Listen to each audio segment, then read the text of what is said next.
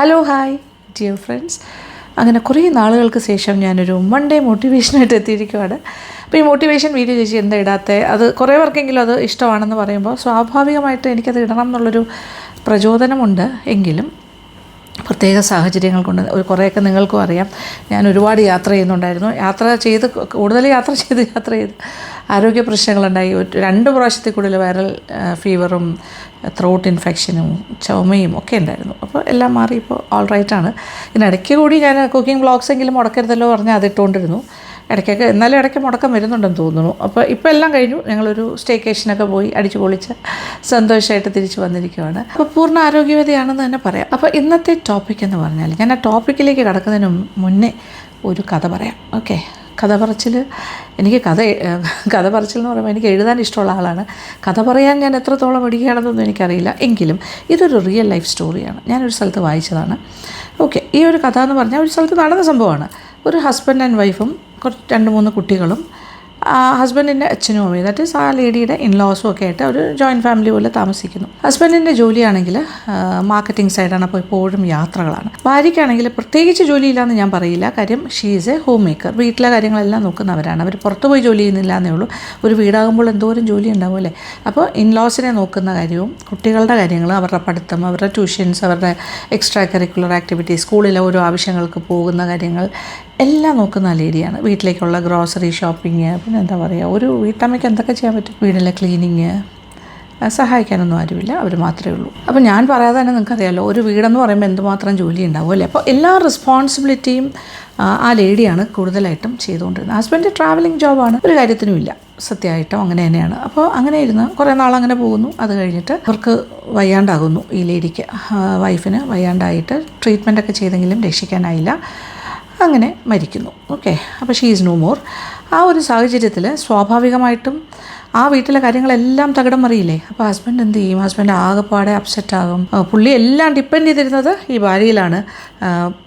പാരൻസിൻ്റെ കാര്യമാണെങ്കിലും കുട്ടികളുടെ കാര്യമാണെങ്കിലും വീട് നടത്തിക്കൊണ്ട് പോകുന്നത്, അദ്ദേഹം പൈസ ഉണ്ടാക്കുന്നു, കൊണ്ട് കൊടുക്കുന്നു എന്നല്ലാണ്ട് ഒരു കാര്യം അറിയണ്ടല്ലോ.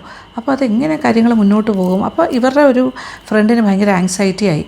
കുറച്ച് നാൾ കഴിഞ്ഞപ്പോഴത്തേക്ക് ഹസ്ബൻഡിനെ വിളിക്കുന്നു, ഫോണിൽ ബന്ധപ്പെടാൻ ശ്രമിക്കുന്നു. അദ്ദേഹം വളരെയധികം ദുഃഖത്തിലും നിരാശയിലും ഭയങ്കരമായിട്ട് കഷ്ടപ്പെടുന്നുണ്ടാകും എന്ന് തന്നെയാണ്, ആ ഒരു എക്സ്പെക്റ്റേഷനിൽ തന്നെയാണ് വിളിക്കുന്നത്. സമാധാനിപ്പിക്കാനായിരിക്കാം, അല്ലെങ്കിൽ ഇപ്പോഴത്തെ കറണ്ട് സിനാരിയോ എങ്ങനെയാണ്, കുട്ടികളൊക്കെ എങ്ങനെ ഇരിക്കുന്നു എന്നെല്ലാം ചോദിക്കാനായിട്ട് വിളിക്കുന്നു. ആ ആളിനെ വിളിക്കുമ്പോൾ പുള്ളിക്കാരൻ സംസാരിക്കുമ്പോൾ വളരെ ഹാപ്പി ആയിട്ട് സംസാരിക്കുകയാണ്. എന്നിട്ട് പറഞ്ഞു, കാര്യങ്ങളൊക്കെ ചോദിക്കുന്നു. കാര്യങ്ങൾ ചോദിക്കുമ്പോൾ അദ്ദേഹം പറയുന്നത്, അദ്ദേഹത്തിൻ്റെ പഴയ മാർക്കറ്റിംഗ് ജോലിയെല്ലാം വിട്ടു, ട്രാവലിംഗ് എല്ലാം നിർത്തി, ഇങ്ങോട്ട് ട്രാൻസ്ഫർ വാങ്ങിച്ചു, വേറൊരു പോസ്റ്റിലേക്ക് മാറി, കമ്പനിയായിട്ട് സംസാരിച്ചിട്ട് മാറി. അപ്പോൾ വീട്ടിൽ തന്നെയാണ്, വീട്ടിൽ നിന്നുകൊണ്ടാണ് കാര്യങ്ങളെല്ലാം അങ്ങോട്ടും ഇങ്ങോട്ടും പോകുന്നത്. പിന്നെ പുള്ളിയുടെ ടെന്നീസ് കളിയൊക്കെ തുടങ്ങിയിട്ടുണ്ട് വീണ്ടും. അപ്പോൾ അദ്ദേഹത്തിന് ഇഷ്ടമുള്ള സ്പോർട്സ് ആക്ടിവിറ്റീസ്, അതുപോലെ വൈകുന്നേരങ്ങളിലൊക്കെ റിലാക്സ് ചെയ്യാനുള്ള മറ്റു കാര്യങ്ങൾ, കൂട്ടുകാരോടൊത്ത് പുറത്ത് പോയി ക്ലബിലൊക്കെ പോകുന്നു. അങ്ങനെ എല്ലാ രീതിയിലും റിലാക്സ് ചെയ്യുന്നു. പിന്നെ വീട്ടുകാര്യങ്ങളൊക്കെ നോക്കാനായിട്ട് പ്രായമായ അച്ഛനെയും അമ്മയും നോക്കാനായിട്ട് ഇപ്പോൾ ഒരു ഡൊമസ്റ്റിക് എന്താ പറയുക, ഹോം നേഴ്സ് പോലെ നോക്കാനായിട്ട് കെയർ ടേക്കേഴ്സിനെ ഏർപ്പാട് ചെയ്യുന്നു. അത് നോക്കാനായിട്ട് ഒരാളെ അപ്പോയിൻറ്റ് ചെയ്യുന്നു. പിന്നെ അടുക്കള കാര്യങ്ങളെല്ലാം നോക്കാനായിട്ടൊരു മെയ്ഡിനെ വെക്കുന്നു. ഒരു കുക്ക് വീട്ടിൽ വന്നിട്ട് കുക്കിങ്ങിൻ്റെ കാര്യങ്ങളൊക്കെ നോക്കുന്നു, കുട്ടികളുടെ കാര്യങ്ങളൊക്കെ നോക്കുന്നു. എല്ലാത്തിനും പൈസ കൊടുത്ത ആളെ വെക്കുന്നു. And he is free. ആ പുള്ളിക്കാരൻ വളരെയധികം സ്വന്തമായിട്ടുള്ള കാര്യങ്ങളൊക്കെ ചെയ്തിട്ട് ലൈഫ് എൻജോയ് ചെയ്ത് മുന്നോട്ട് പോകുന്നു. അപ്പോൾ അവർക്ക് പ്രത്യേകിച്ച് ഈ ലേഡി മരിച്ചു എന്ന് പറഞ്ഞിട്ട് വലിയ നഷ്ടങ്ങളൊന്നും ഉണ്ടായിട്ടില്ല. പ്രത്യേകിച്ചൊരു സങ്കടമോ ഡിപ്രഷൻ അടിച്ചൊരു മൂലയ്ക്ക് ഇരിക്കുന്നില്ല.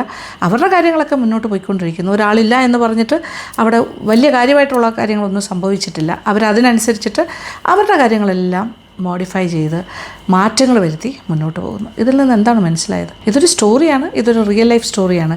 അപ്പോൾ എനിക്കിത് നിങ്ങളുമായിട്ട് ഷെയർ ചെയ്യണം തോന്നി. ഞാനിത് വായിച്ചു കഴിഞ്ഞപ്പോൾ എനിക്കത് വളരെയധികം സ്ട്രൈക്കിംഗ് ആയിട്ട് തോന്നി. ഈ സ്റ്റോറിയിൽ ഒരു മോറൽ ഓഫ് ദ സ്റ്റോറി എന്ന് പറഞ്ഞിട്ട് നമുക്ക് മനസ്സിലാക്കാൻ കുറച്ച് കാര്യങ്ങളില്ലേ?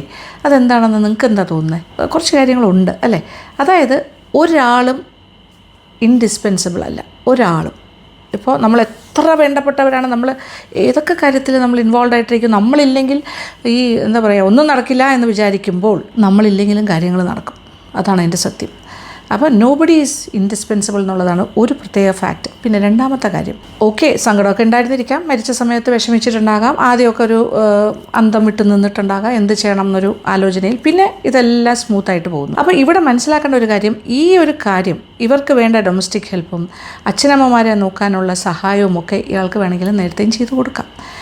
ഭാര്യയെ തന്നെ കംപ്ലീറ്റ് ആയിട്ട് ഇങ്ങനെ ഓവർ ബേർഡൻ ചെയ്യേണ്ട ആവശ്യമില്ലായിരുന്നു. ഒരു പക്ഷേ അങ്ങനെ ഓവർ ബേർഡൻ ചെയ്തില്ലായിരുന്നെങ്കിൽ അവർക്ക് ജീവിതം കുറച്ചുകൂടി ആസ്വദിച്ച് മുന്നോട്ട് പോകാൻ സാധിക്കുമായിരുന്നു. ഒരു പക്ഷേ കൂടുതൽ നാൾ ജീവിച്ചിരിക്കാനും സാധ്യതയുണ്ടായിരുന്നു. കാരണം അവർ ഈ കാര്യങ്ങളൊക്കെ ഉള്ളതുകൊണ്ട് അവരുടെ വീട്ടിൽ അവർക്ക് ഇത്രയും തിരക്കും കാര്യങ്ങളും ടൈഡപ്പ് ആയതുകൊണ്ട് അവർ പല കാര്യങ്ങളും മിസ് ചെയ്യുന്നുണ്ടായിരുന്നു എന്നാണ് പറയുന്നത്. അതായത് അവരുടെ ഫ്രണ്ട്സുമായിട്ടുള്ള ഗെറ്റ് ടുഗെദേഴ്സ്, ഇപ്പോൾ സ്കൂൾ റീയൂണിയൻ ഉണ്ടാകാം, കോളേജ് റീയൂണിയൻസ് ഉണ്ടാകാം. ഇപ്പോൾ അങ്ങനെയാണല്ലോ, വാട്സപ്പ് ഗ്രൂപ്പുകളുണ്ട്, കൂടെ പഠിച്ചവരെല്ലാം കണ്ടുമുട്ടാറുണ്ട്. അപ്പോൾ ഇങ്ങനെ അങ്ങനത്തെ ഗ്യാതറിങ്സ്, ഫ്രണ്ട്സുമായിട്ടുള്ള കൂട്ടായ്മകൾ, അതെല്ലാം പലപ്പോഴും അവർ മിസ് ചെയ്യാറുണ്ടായിരുന്നു എന്നാണ്. കാര്യം വീട്ടിലാളില്ല, അച്ഛനമ്മമാരെ തനിച്ചാക്കാൻ പറ്റില്ല, കുട്ടികൾ സ്കൂളിൽ നിന്ന് വരുന്ന സമയത്ത് ആൾ വേണം, അങ്ങനെ പല പല കാര്യങ്ങൾ. അവർക്ക് വെക്കേഷൻസ് ഇല്ല, അവർക്ക് വീക്കെൻഡ് യാത്രകളില്ല, ഒന്നുമില്ല.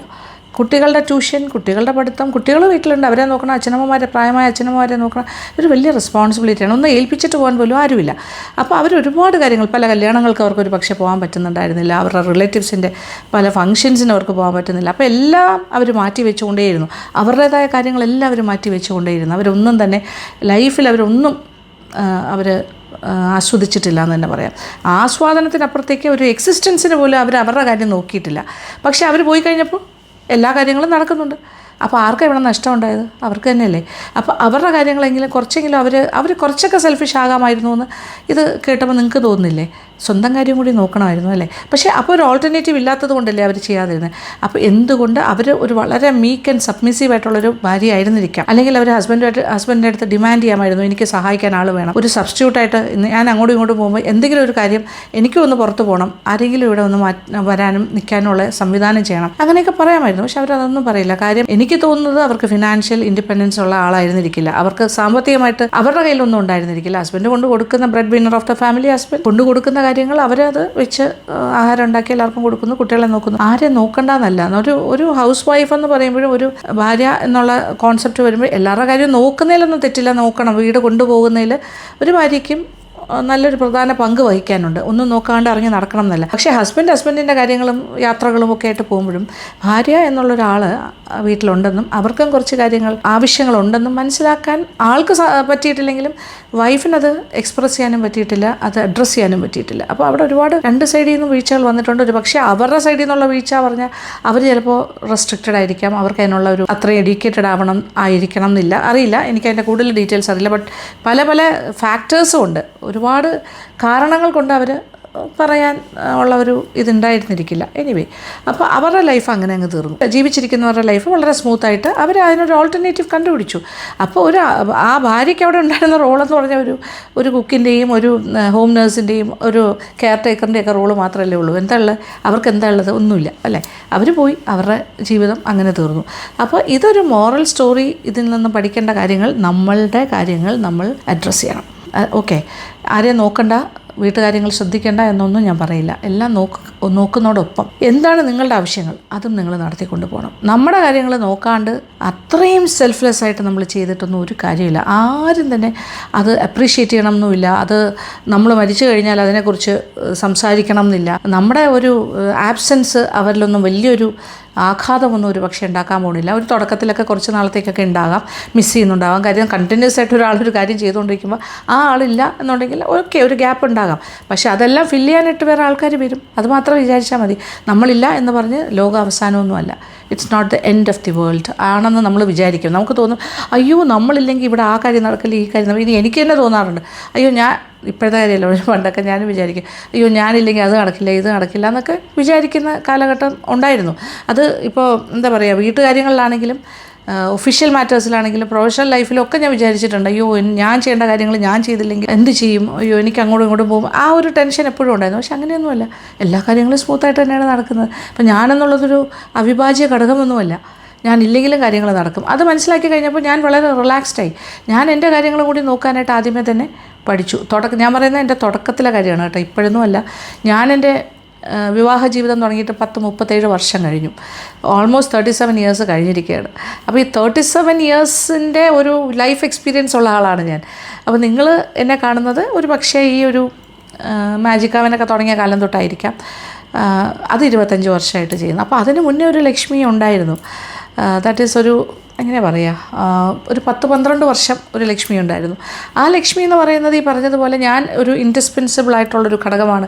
ഞാൻ ചെയ്യേണ്ട കാര്യങ്ങൾ ഞാൻ തന്നെ ചെയ്യണം. പക്ഷേ ആ സമയത്തൊക്കെ ഞാൻ എൻ്റെ കുട്ടികളുടെ യങ് ഏജ് ആയിരുന്നു. അപ്പോൾ ആ സമയത്തൊക്കെ ഞാൻ എൻ്റെ കാര്യങ്ങളൊക്കെ നോക്കും, കുട്ടികളുടെ കാര്യം നോക്കും, വീട്ടുകാര്യം നോക്കും, എല്ലാം ചെയ്യുമായിരുന്നു. But at the same time ആ ഒരു നെസസിറ്റി എന്നുള്ള ആ ഒരു കുട്ടികളൊക്കെ കുറച്ച് പ്രാപ്തരായി കഴിഞ്ഞപ്പോൾ പിന്നെ ഞാൻ എൻ്റെ കാര്യങ്ങളും കൂടി നോക്കി തുടങ്ങി.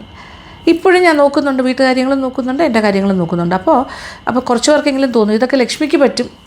സപ്പോർട്ടീവായിട്ടുള്ള ഹസ്ബൻഡുണ്ട്, വീട്ടുകാരുണ്ട്, ഇൻലോസ് ഉണ്ട്, ആൾക്കാരുണ്ട്, അതുകൊണ്ടായിരിക്കാം ഞങ്ങൾക്ക് അതിനുള്ളൊരു ഭാഗ്യമില്ല എന്നൊക്കെ പറയും. ഒരു പരിധി വരെ ശരിയായിരിക്കാം. കാര്യം ഞാൻ ഫിനാൻഷ്യലി ഇൻഡിപെൻഡൻ്റ് ആയിട്ടുള്ള ഒരാളായതുകൊണ്ട് എനിക്ക് കുറച്ചുകൂടി ഒരു ഫ്രീഡവും കുറച്ചുകൂടി എനിക്ക് അസേർട്ട് ചെയ്യാനായിട്ട് പറ്റും. പക്ഷേ നിങ്ങളും ഫിനാൻഷ്യൽ ഇൻഡിപെൻഡൻസ് ഇല്ല എന്നുള്ളൊരു കാരണം കൊണ്ട് പുറകോട്ട് നിൽക്കാണ്ട് ഫിനാൻഷ്യൽ ഇൻഡിപെൻഡൻസ് ഉണ്ടാക്കാനായിട്ടുള്ള മാർഗ്ഗങ്ങൾ കണ്ടെത്തുക. വീട്ടിലിരുന്നു കൊണ്ട് തന്നെ ചെറിയ ചെറിയ സമ്പാദ്യങ്ങൾ ഉണ്ടാക്കാനായിട്ടുള്ള എത്രയോ കൈത്തൊഴിലുകളുണ്ട്. അതിലേതെങ്കിലും ഒന്ന് സ്വീകരിക്കുക, സ്വന്തമായിട്ട് ഏൺ ചെയ്യുക, എന്നിട്ട് അസേർട്ടീവായിട്ട് നിങ്ങളുടെ ആവശ്യങ്ങൾ നിങ്ങൾ സാധിച്ചെടുക്കുക. അതൊരു വീട്ടു കലഹം ഉണ്ടാക്കാനല്ല പറയുന്നത് കേട്ടോ, വീട്ടിലൊരു ബഹളത്തിനല്ല. പക്ഷേ നമ്മുടെ പറയേണ്ട കാര്യങ്ങൾ പറയേണ്ട സമയത്ത് പറയണം. നമുക്ക് ആവശ്യമുള്ള കാര്യങ്ങൾ, നമ്മുടെ കാര്യങ്ങൾ വേറെ ആരും പറയാനില്ല. നമ്മുടെ കാര്യങ്ങൾ നമ്മൾ തന്നെ പറഞ്ഞാലേ പറ്റുള്ളൂ. അപ്പോൾ അത് സാധിച്ചെടുക്കുക എന്നുള്ളത് ഒരു മസ്റ്റായിട്ടുള്ള കാര്യമാണ്. ആരെങ്കിലും പെർമിഷൻ തന്ന് നമ്മൾ അവരെ ഡിപ്പെൻഡ് ചെയ്ത് അവർ ചെയ്തു തരും, അല്ലെങ്കിൽ അവരെ നോക്കിയിരുന്നിട്ടൊന്നും കാര്യമില്ല. ഇനിയുള്ള കാലത്ത് ഒട്ടുമേ കാര്യമില്ല.